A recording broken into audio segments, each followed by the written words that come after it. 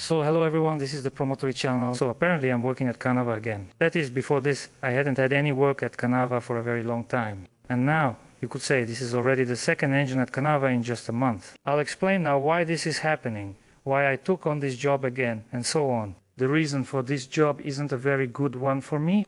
If you remember, I assembled a D0826 engine for a concrete pump for my subscriber from Domodedovo. In general, that engine we had was all 0826. So, this reason isn't very good for me. Well, obviously it's not good for the customer or for my subscriber either. I'll explain everything step by step. First, we remove the cylinder heads from this engine, check the condition of these heads, and check the condition of the piston sleeves. I'll share the whole story, what decisions were made, what happened to the engine, why, and more. I'll remove the cylinder heads first, then explain. You'll now see footage I already shot, like removing the intake manifolds and valve covers. Next, we remove the exhaust manifold. I don't know, maybe I'll try to remove the heat shield now. I'll just try to unscrew it and move it aside a bit, so I don't have to remove the turbo. Unscrewing the turbo might be tough. Let's just remove the cylinder heads and get started.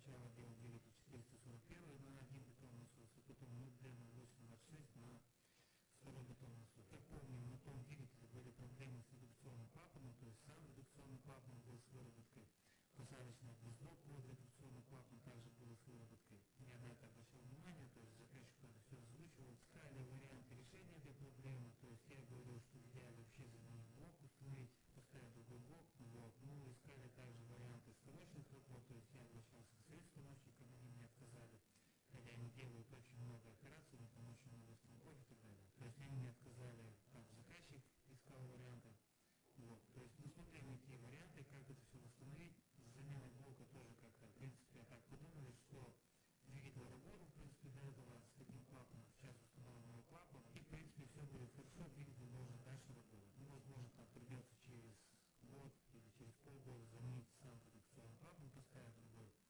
Вот. Ну, я на самом деле так думал, то есть у меня особо сомнений не было в этом, что двигатель будет работать. То есть собрали все, двигатель отправили заказчику, заказчик его установил на машину, машина поработала какое-то время, может в районе 1 месяца, может 3 недели.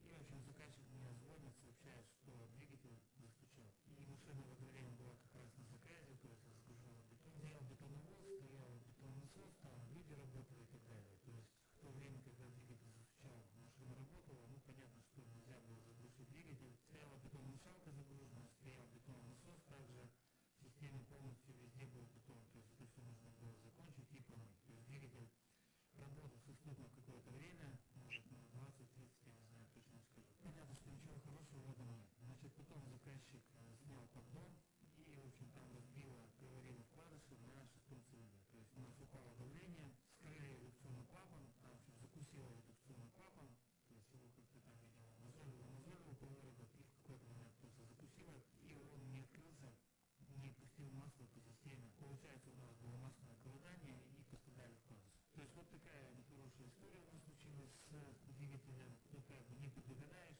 Я как много раз говорил, что очень важно принять правильное решение. Ну и приходится такие решения принимать постоянно, потому что двигатель, там, не знаю, 90-х годов, начало 2000-х и так далее. То есть они хоть и надежны, но в любом случае практически при каждом ремонте приходится принимать какие-то подобные решения, которые, как оказывается, могут быть неправильными. Заказчик стал искать другой двигатель, сейчас сезон, ему нужно работать. Из Беларуси он там заказал двигатель за $5000. В общем, он привезли двигатель. Он стал пытаться заводить, двигатель не заводится. В общем, там несколько дней он мучился с ним. Потом, в общем, по итогу замерили компрессию, а компрессии нет. То есть она намного ниже нормы, а в одном из цилиндров там вообще 6 очков. В общем, сняли головку, а там ни гизок выработка, ни колес нету. В общем, двигатель в ужасном состоянии, был куплен как контрактный двигатель из Европы за $5000. В общем, заказчик его вернул обратно, а как-то еще не хотели возвращать деньги, то есть тоже были с этим у него проблемы. Значит, и тут на днях заказчик мне звонит, говорит, я нашел машину за такую очень неплохую цену, и в принципе там двигатель в хорошем рабочем состоянии, вроде бы даже был ремонт не так давно этого двигателя. Отправил мне видео, как работает двигатель, как заводится. Машина там стояла больше 2 лет, там заросла кустами, травой. В общем, заказчик купил эту машину, как, наверное, буду ее покупать, и двигатель перестреляет с горя на свою машину. Ну, заказчик принял решение покупать ее, и, в общем, на следующий день мне звонит, опять говорит, слушай, у меня тут из-под головки там немножко как бы накрыться, читься, давай, говорит, я приеду. Машину купил в Ижевске, получается, до меня 300 километров. Давай, говорит, я к тебе приеду, машину оставлю, скроем головки, посмотрим там состояние самих головок, состояние поршневой, там, гильзы, поршня и так далее. Я говорю, ну, давай, куда мне деваться некуда. Если бы кто-то другой обратился ко мне с таким вопросом, то я бы, конечно, в данный момент не взялся бы за эту работу, потому что у меня сейчас и так много работы. Вот один двигатель, там уже второй двигатель приехал, научили. Вот, ну а тут у нас вот такая ситуация, мне как бы деваться некуда, я думаю, конечно, приезжаю, буду смотреть. Вот, ну и получается, заказчик приехал, на следующий день я вчера снял головки, сегодня их разобрал, и что думаю, по этим головкам есть, конечно, небольшие вопросы, видно, что он был в ремонте, ну тут, допустим, клапана не меняли, направляющие втулки не меняли, седла не шарошили, головки не было на косточке в снуке и так далее. Видно, что что-то делали с этим двигателем, он как бы рабочий, все, но вопросы, конечно же, по головкам есть. Значит, какие у нас сейчас возможны варианты? Либо мы делаем эти головки, что я думаю маловероятно, либо мы берем головки с того двигателя, который сейчас у заказчика, он мне вероятнее всего и сейчас снимет, отправит транспортной компании, закажем его прокладки, и я просто установлю уже готовые головки, где у нас новые направляющие, новые клапана, головки просто шлифовальные, то есть все там сделано, все протерто, все отлично.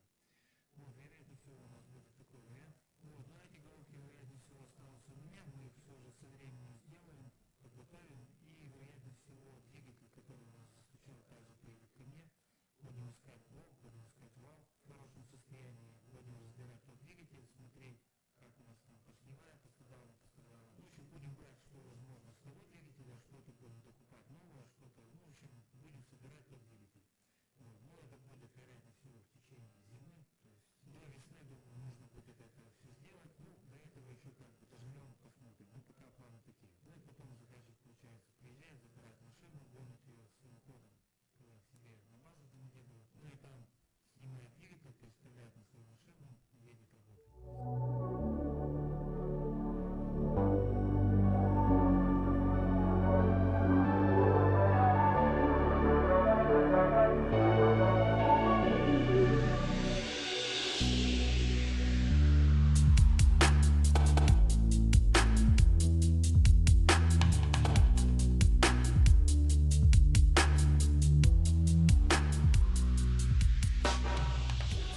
So, some time has passed, and as you can see, the engine has arrived to me.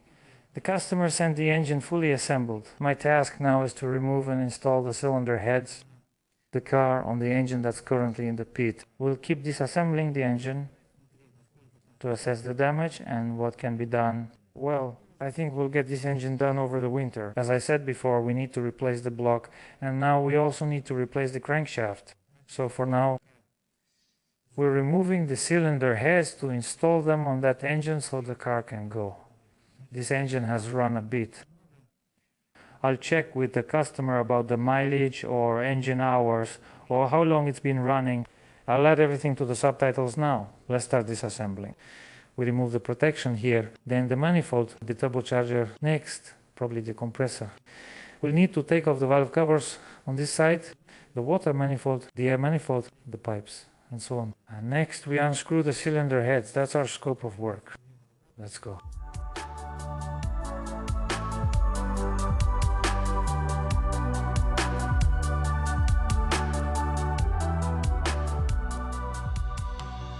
So we can see that the breather was broken during transportation.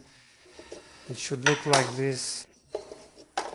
We can see there's a hole here, and this part stayed inside the pipe. Maybe it happened while they were removing it or during transportation. The breather's broken, but we can see it.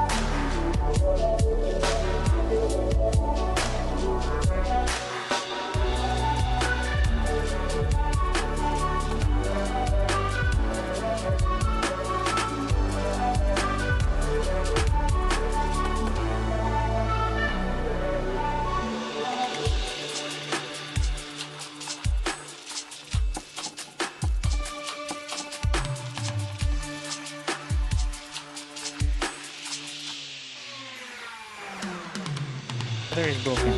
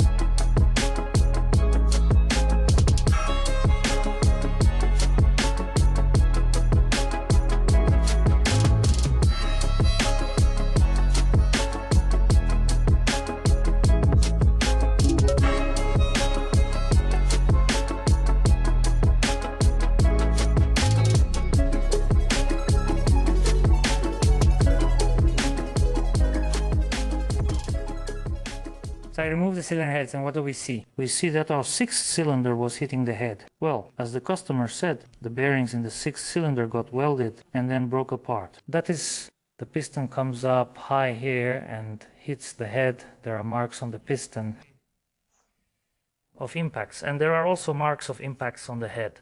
Well, the heads weren't damaged. All the heads are in excellent condition. Well, maybe I'll rinse them off in the wash now, and they can be installed back on the engine. I won't even take them apart. There's basically nothing to look at here. Everything here is excellent. Just wipe the carbon off with a rag. And that's it. They'll be like after a repair. So I also see scoring on the bottom of the liner in the sixth cylinder. Well, we'll take it apart and check. It's probably the sixth piston and liner that need replacing. I'm unsure about the others. It's hard to say how much metal shavings have gone through the system. Well, in any case, we'll try to clean everything, move it, and put it back, reinstall the colors. Maybe we'll get a new piston with a sleeve. Maybe we'll use one from the old engine. We'll also check the condition of the piston rings. Alright, we'll get to that later. For now, let's not guess. When we start working on all this, then we'll see everything. I'll leave the engine as is for now. My next task is to clean and prepare the cylinder heads, then install them in the pit on the car.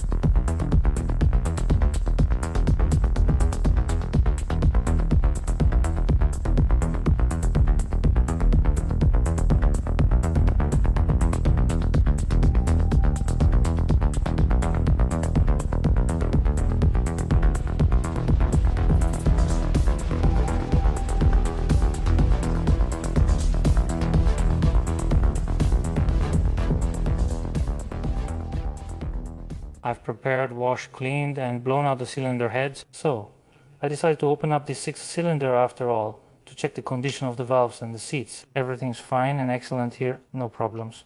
I'm reinstalling the valves. All my cylinder heads and bolts are ready.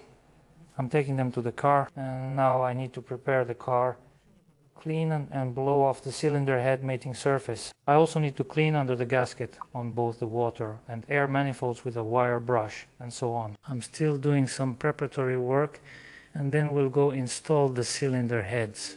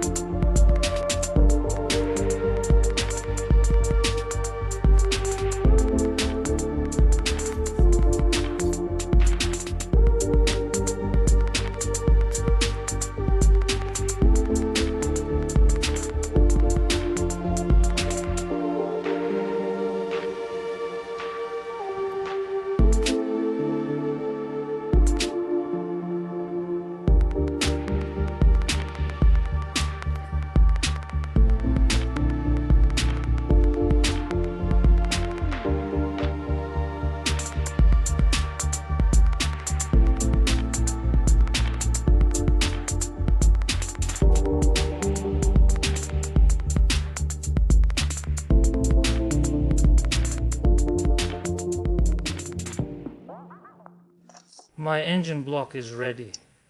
I cleaned it with a wire brush, degrazed it, and blew it out with air several times. Everything is prepared. Also, I cleaned the threads with a wire brush and removed all the oil, diesel, antifreeze, dirt, and more. So my engine block is fully prepared. We have new gaskets earling as usual. So I'm unwrapping the gaskets and we'll start installing the cylinder heads. So we're taking the cylinder heads from that engine and we're taking the bolts from that engine as well. We're also taking the cylinder head mounting bolts from that engine because we installed new ones there. I'm opening the gaskets and installing the cylinder heads. Let's go.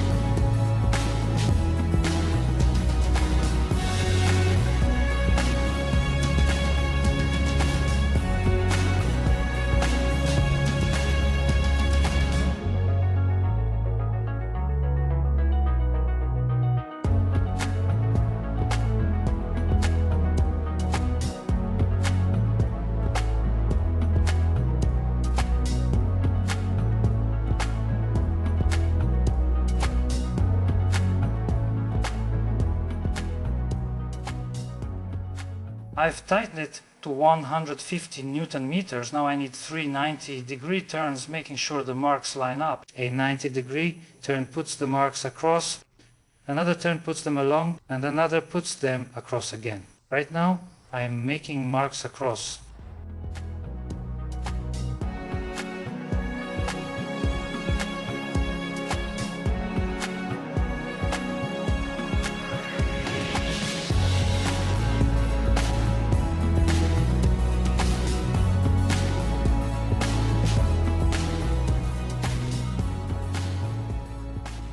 Alright, so I'm putting the camera away because it's inconvenient. I'm leaning back here. I need to move the pipe further this way, and the camera is in the way. The idea is simple: make 3 90-degree turns so the marks end up along the length. So now I'm tightening the cylinder head bolts and we'll be installing the rocker shafts, adjusting the valves, and then moving on to the injectors, the intake manifold, and so on.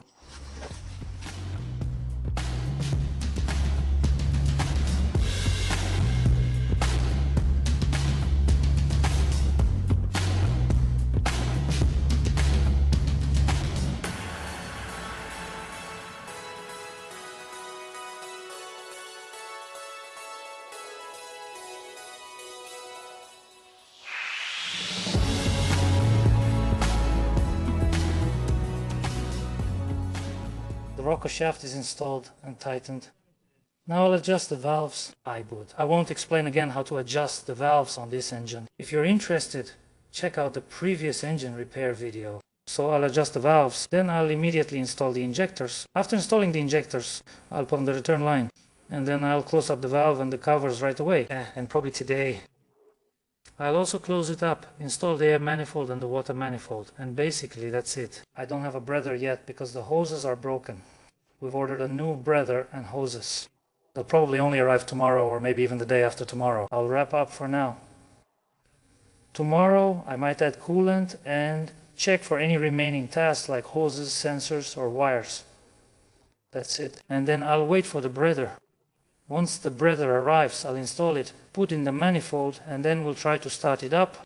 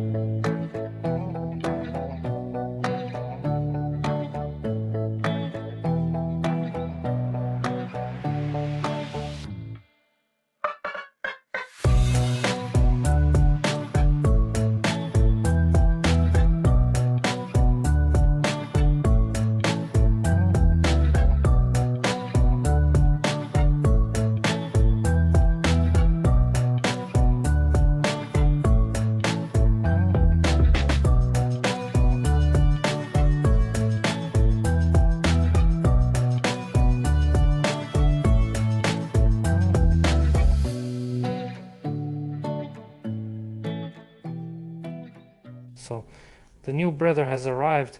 The broken hose has also arrived. I've already unscrewed it, and as you can see, it's broken like this.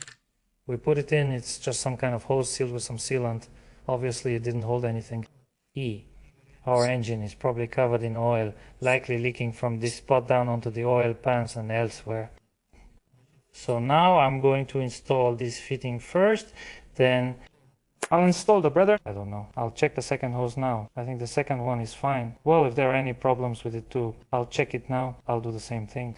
We bought a second hose as well. I might replace the second one now. I was waiting for the breather. Now I'm installing the breather. All that's left is to close the valve cover, install the manifold, add coolant, and try to start it. Let's go.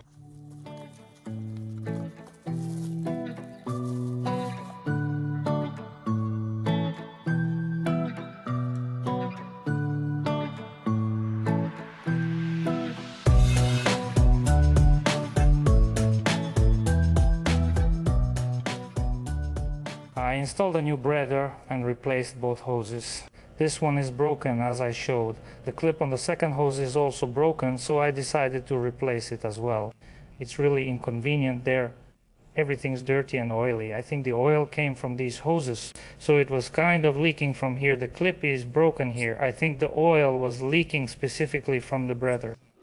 So as we can see, the breather itself is also broken. A piece of the housing is broken off. So I replaced all of that. Oh, and I also want to mention that there was this kind of plug, meaning the hose from the breather just went straight under the car.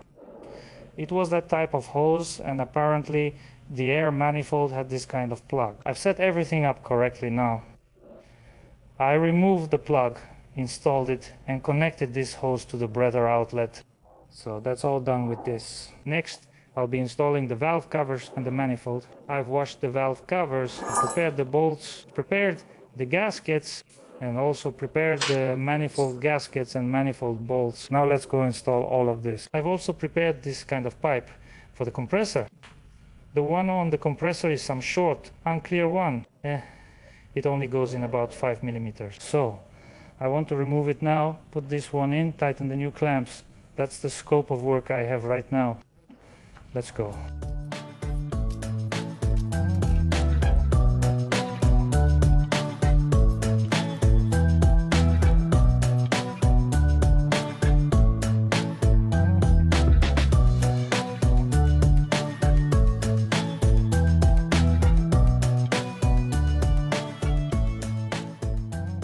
So, the engine is assembled. I installed the breather as I showed. I installed the exhaust manifold, and I installed the protection. So here, as I said, I modified it, removed the plug, and installed it as it should be. The breather isn't attached in any way on this engine, so I secured it with these zip ties. It rests against the guard there, so everything is fine. What did I do next? I installed the gear shift linkage. I put washers in some places and replaced bolts in others. So I also tightened the engine mounting bolts. They weren't tightened at all. This bolt didn't even have a nut. The nut had come off, so it was just hanging there. These three weren't tightened either. I replaced some clamps here and there. Basically, I did everything I could. So what should I do now? I lower the cab, fill it with antifreeze, install the batteries, and then I'll probably try to start it. The customer arrives tomorrow to pick up the vehicle. I need to finish this and get started. Let's lower the cab.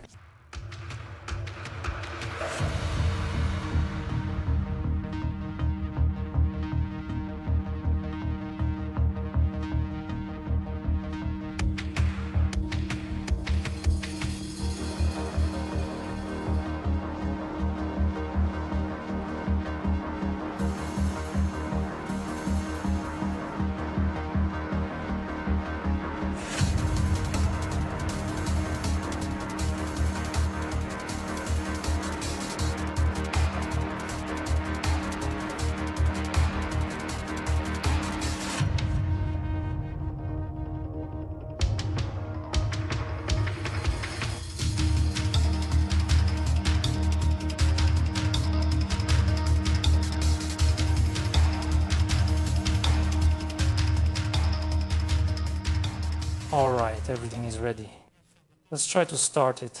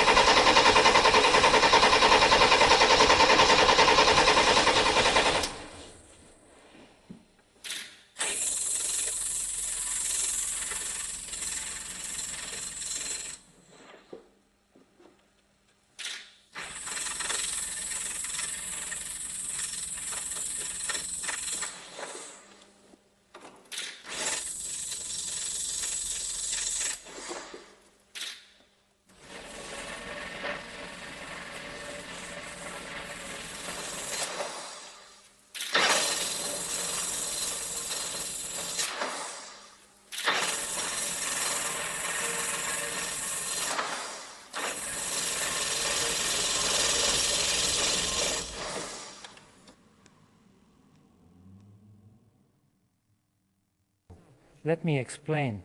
I tried several times, but the engine won't start or even catch. So, what other problem does this engine have? The client told me about it and warned me. In the tank, well, it's obvious right away what's in the tank. That's diesel contaminated with water, rust, debris, and dirt. While driving here, he had to change the filters several times because they kept clogging. And he asked to buy 4 fuel filters so that he would have enough for the road. But I think since he managed to get here with these filters, we can probably start it up and let it run on them. And then he planned to change the filters or see how things go depending on the circumstances. But as we can see, nothing worked out. I unscrewed them and this is what came out. Water and rust, as you can see. I installed new filters and then realized I needed to prime them. But before that, I drained some diesel from the tank and filled the filters with diesel. Otherwise, I figured I still need to prime it and get the system running. So I unscrewed the return valve. As you can see, it's not there. I unscrewed it. Let's start priming. The pump is over there by the tank. Let's start priming. Everything's dead.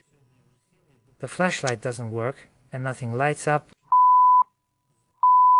So I unscrewed the return valve, primed it, and diesel started pouring into the ditch. I started screwing the return valve back in, and with just a little effort, the return valve cracked. So this is what it looks like now. It already had a crack and a defect. I tighten them all the time. I know how much force to use.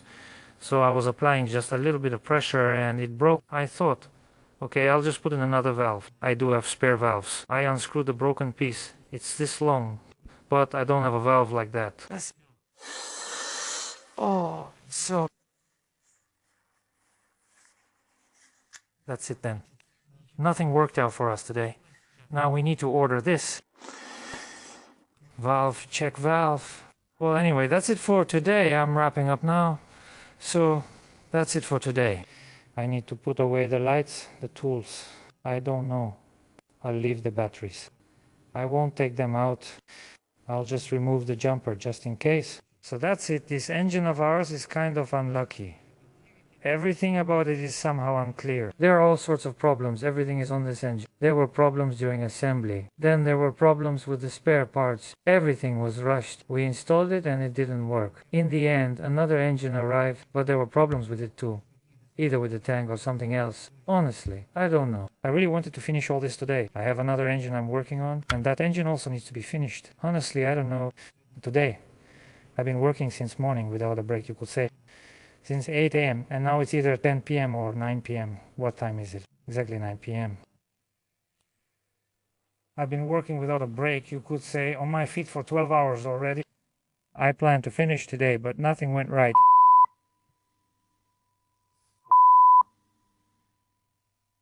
Alright, screw it, anyway it's already here, damn it. Alright, that's it for today. I'm done. I'll start recording again when I have that valve. When I finally start this damn engine.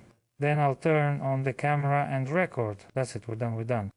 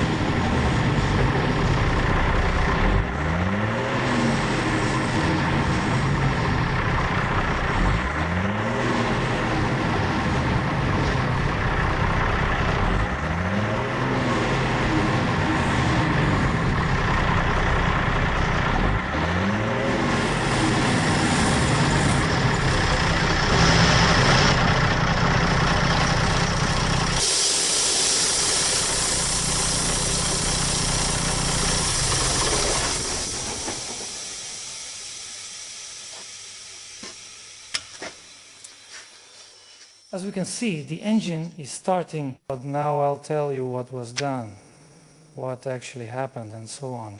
For you, only seconds pass in the video, but for me it's been days, or maybe even since last week. I'm already confused. There's just so much work and so many engines and cars. So, what's up with this engine? What's up with this car? So, as we remember, our editorial valve was broken. I couldn't find it anywhere. Well, I mean, I don't have one. Ordering it also takes a few days. It was 3 or 4 days, or maybe not 4.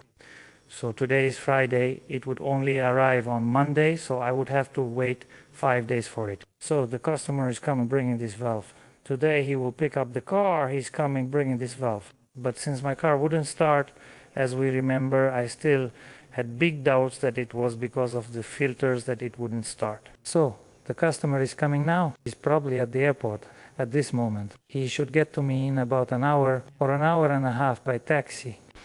Now I need to get things ready here so that the car can be picked up when he arrives. I think he'll pick up the car from me. It won't start because there's no valve. We'll install the valve and work on it here.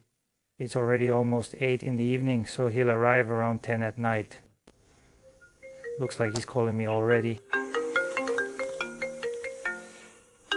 Yeah, that's right. The client is already on his way in a taxi. He'll be here in about an hour. So where was I?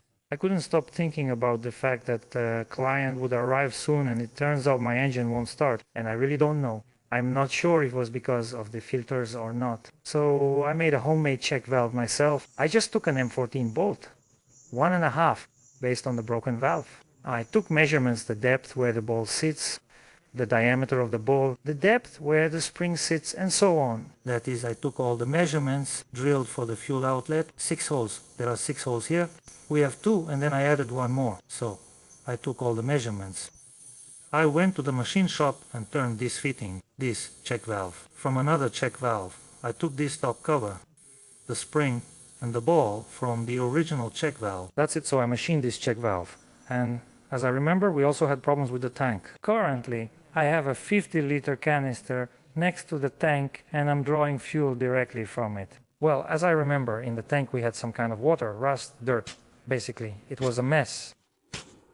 So the client asked to drain all the diesel from the tank and fill it with fresh fuel. Well, I don't know how much you can see right now. So I put the barrel in the ditch. We can see the hole, the tube, so some amount of diesel drained through it. But in any case, not all the diesel will drain out because, as we can see, the tube sticks out about 2 centimeters and it's welded in there, meaning it can't be unscrewed. It's just welded into the tank. So, not even knowing what we're going to do now, we can see that the whole bottom of the tank is rusty. It goes off in that direction. Well, here it's a little better, but in this direction it's all rusty. Here we can see it's all covered in rust. And since our car is parked at an angle, or rather the tank itself is at an angle like this, all the dirt has collected right here in this spot. We need to decide what to do. The customer will keep driving like this. He has to drive 2,000 kilometers to Moscow, and doing it with the canister isn't really an option. I don't even know. I'll wait for the customer, then we'll decide about the tank. I mean, to clean it completely, it has to be removed. The customer just needs the engine, not the tank. He might keep the tank as a spare, but only the engine is needed. He needs to drive it to Domodedovo, park it in his garage and swap the engine there. I don't know, we'll sort out the tank now. I took this 50-liter canister, poured good diesel from the tank into it, screwed the supply and return lines, put both hoses into this canister, basically pumped it, and put both hoses into the canister. I thought that's it, no more problems.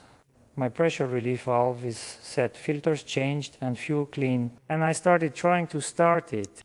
I thought that everything is ready, filters, valve, diesel, everything is ready. I pumped it a few more times and thought now it should start. Well, because there shouldn't be any more problems.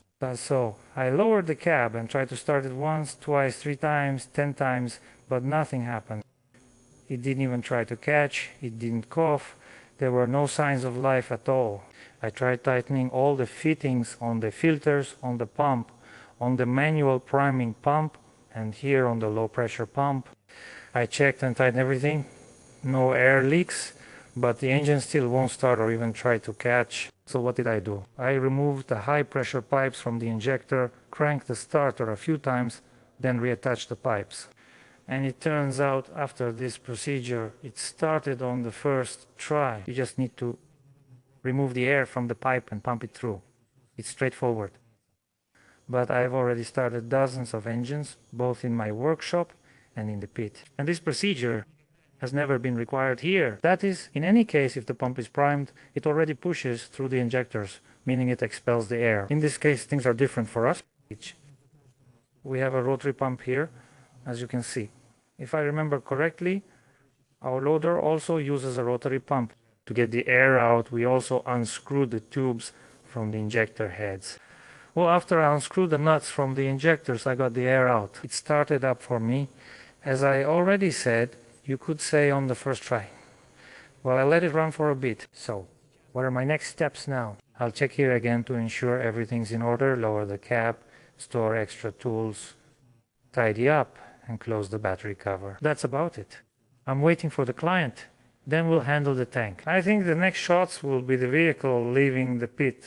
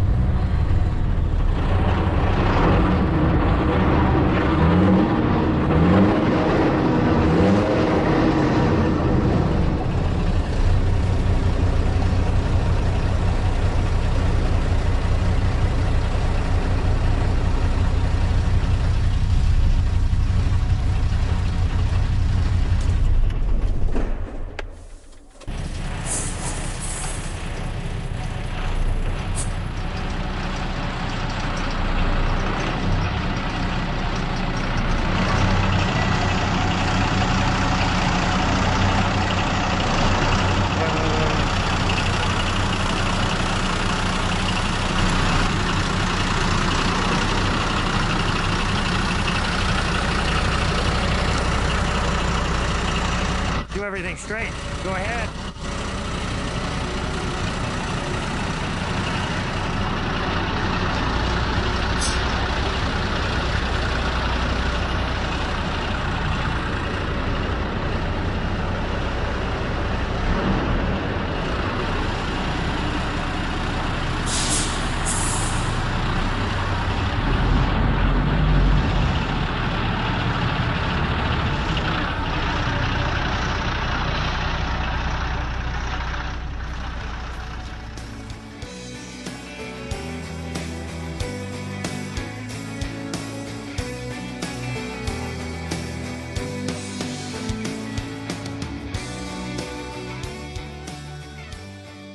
So the vehicle has left. It's been a few days already.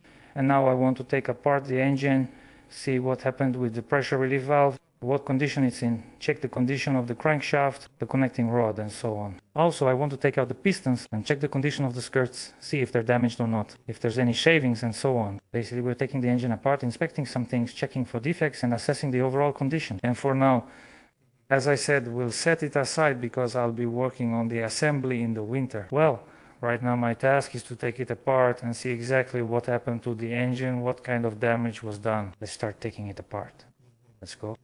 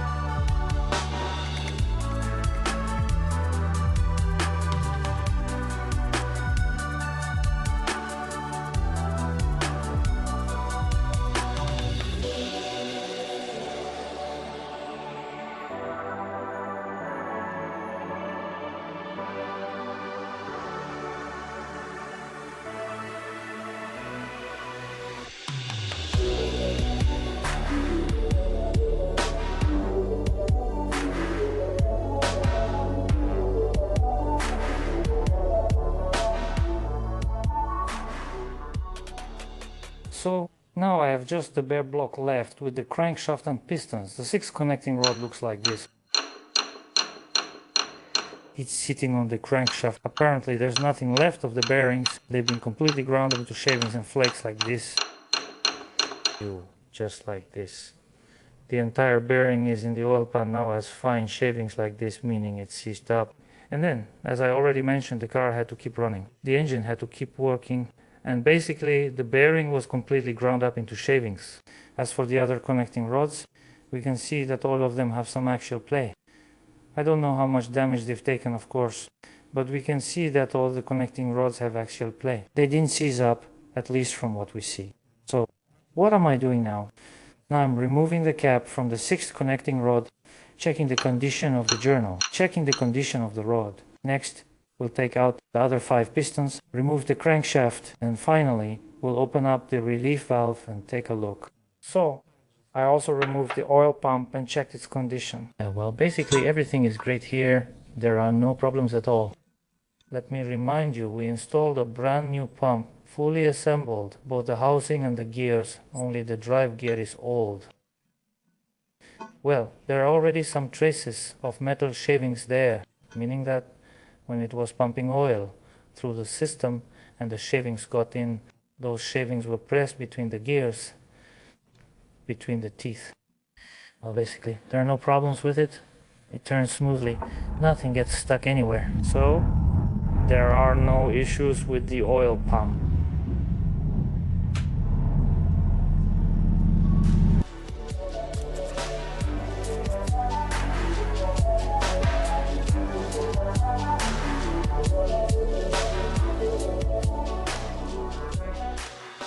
I removed the cover from Shaitan. As you can see, there's no trace left in the bearing shell. And there we already have our own mirror, meaning that during operation, after prolonged use, we've already developed our own mirror here. Well, I think the crankshaft, even without measurements, is clear that it's already ready to be thrown out. I think it will be in this plane. There's a slight negative of a few millimeters in this plane, but it's mostly fine. However, at top and bottom dead center, it will be worse. Alright, let's open up the first cylinder right away and take a look at the first connecting rod.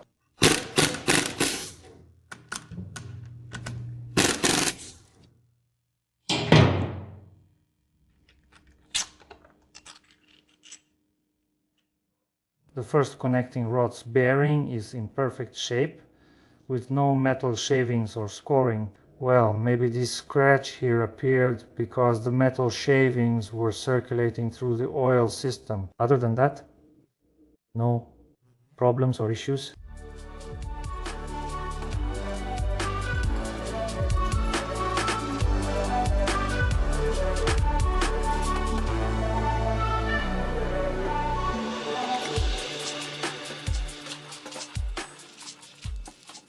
I removed the piston from the first cylinder. The piston skirt, piston, rings and cylinder are all in perfect, undamaged condition. There are no questions about that. So, it turns out we need to replace one connecting rod and the crankshaft. There are questions about the engine block, but what I mean is we don't have any problems with the piston group. The pistons stay the same. Maybe we'll replace one cylinder, the 6th one. Yeah, so on the 6th cylinder, the skirt looks like this, meaning the shavings got onto the skirt of the 6th piston. We can see it's in this condition, so we'll have to replace this piston and the cylinder liner. Let's open it up and check the condition of the pressure relief valve.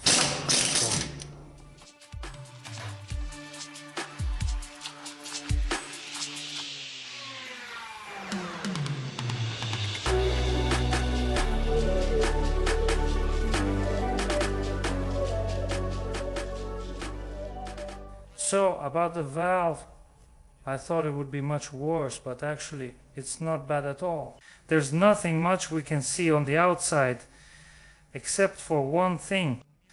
On this side, the valve looks like new, push. But on this side there are some small scratches. We might not notice any issues now, as the block seat is already damaged. When the engine is running, the valve might work a few times, But then, for example, because of wear in the block and the oval-shaped hole, it gets set at an angle, so the customer removed this valve himself after the engine started knocking. The engine was installed in the car, meaning it was turned upside down. And in theory, when you unscrew this nut, this plug, the valve should fall out under its own weight. It didn't fall out, and he had to pry it out, and now I also couldn't get it out on the first try. To be honest, I thought it would all look more epic here, with more scoring and so on. The problem isn't even with the valve itself, the issue is with the block, with the seat for this valve. So we'll have to replace the block. But as an option, we'll also look into the possibility of machining the seat for this valve and ordering a repair valve. Just sharing some thoughts for now, we'll see what happens next.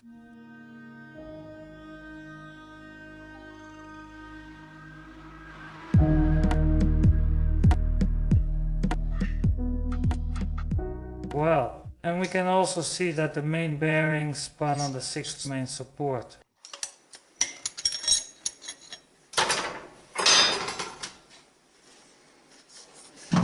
Yeah, so we can see that the bearing also spun. It welded to the shaft and spun in place in the block.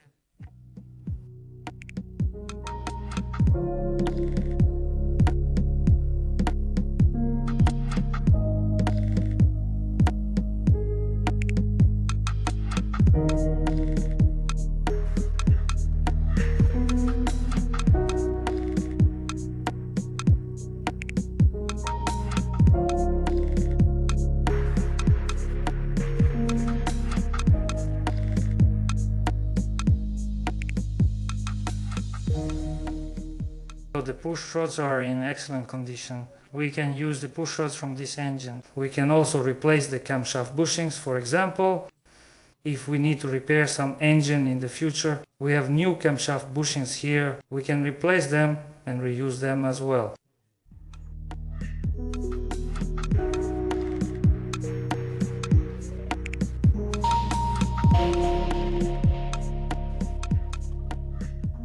The engine is disassembled, and now I'm putting all this away for now, because the assembly of this engine will be after the new year, not in January, February, or maybe even in March. So does it mean I need this kind of engine? If you have this engine for sale, message me on Viber or WhatsApp using the contact info in the channel description. So now about this engine, I took it apart, and basically my opinion about the cause of this engine's failure hasn't changed. That is, the culprit is the pressure relief valve, or rather, not the valve itself, but the valve seat, which is located in the engine block. As I showed during assembly, it has wear on one side. There are even scratches there. Also, I want to note that this bearing support is missing an oil channel, which was found during engine assembly. People asked me in the comments, why is there one oil channel missing here? There were questions like that. So I think I need to explain this now. Otherwise, there will be a lot of comments saying that the whole problem is because this channel is missing. So let me explain why it's not here. On this engine, the camshaft journals are spaced every other one. So, if the crankshaft has 7 main journals, the camshaft only has 4. So here it's empty, and here it's empty. We've established the camshaft bearings are spaced every other one. These holes, they come from the main oil channel. As we can see, the oil jets are also installed on this channel. There's also a drilling for each main bearing. We can see 7 of them. Through this groove in the bearing shell, the oil gets into this hole. So from this hole, it goes to the bushing. Then again from this hole to the bushing. Once more, from this hole to the bushing. And again from this hole to the bushing. And then on the camshaft bushing, there are more holes, as well as a lubricating channel and a hole through which the oil goes to lubricate the rocker arms, push rods, and so on. So now the most interesting part, the 6th main bearing, as we can see, has no hole. The camshaft journal is not there. The 4th main bearing, as we can see, the camshaft journal is not there, but there is a hole. The 2nd main bearing also doesn't have a camshaft journal, but there is a hole. So where do these 2 channels go? Channel 1 goes to lubricate the compressor. Here a tube is connected that supplies lubrication to the compressor. Next, oil goes to lubricate the turbine. Here a tube is connected and oil is supplied to the turbine. So the 6th main bearing doesn't have a hole, simply nowhere for it to be supplied here. If I hadn't explained this, there would be many comments on this video asking, are you really blind? Can't you see it? There's no oil channel here, and that's why everything happened this way. No, that's all correct. There shouldn't be a channel here. That's just a design feature of this engine. Well, I'll show you clearly. The air goes into the main oil line.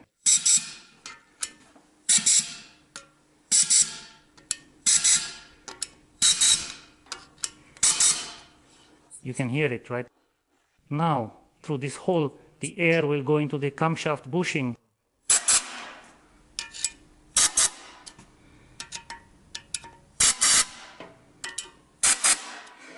Now, through this hole, the air will go to the compressor lubrication. Air flows through this hole to lubricate the turbine. If we supply air here, lubrication will go to the rocker arm. My engine is currently upside down, resting on paper, so this channel is currently closed. We can see that air doesn't pass through. Well, here we can see I sprayed some oil. So, as we can see, the channels here are all fine. There are no clogged channels, no missing channels, and so on. Here's another interesting point. The 6th connecting rod journal and the 6th main journal were damaged. So, logically it seems like they're connected, right? Lubrication from the 6th main goes to the 6th connecting rod, so it all adds up. Interestingly, the 6th connecting rod is lubricated via the 7th main through this channel.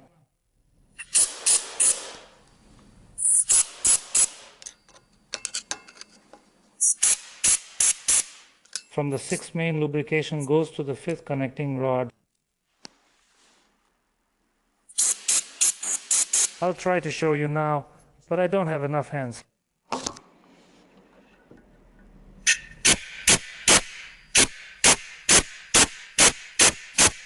That is from the 7th to the 6th, from the 6th to the 5th, from the 5th to the 4th, from the 4th to the 3rd, and so on. On the 1st crankshaft journal, we don't have any hole because oil doesn't go anywhere else from it. So this is also an interesting point that eliminates problems specifically with the oil channel because they are not connected to each other in any way. Things don't always go smoothly for us. This happens sometimes too. During the engine repair, perhaps the wrong decision was made, and we can see the result. And in addition, the human factor can't be ruled out. The human factor can be present in any job we do. There's no way around it, that's all. So for now, I'm putting this engine aside, stacking everything in the far corner, clearing the tables, and starting tomorrow. I'm starting to repair the next engine. It arrived disassembled. So for now, I won't say what kind of engine it is. Well, it's an interesting one. It doesn't show up on my channel very often. There was one once, just a single time. I'm gonna wrap up this video. Thank you all for watching. Good luck to everyone. Bye everyone.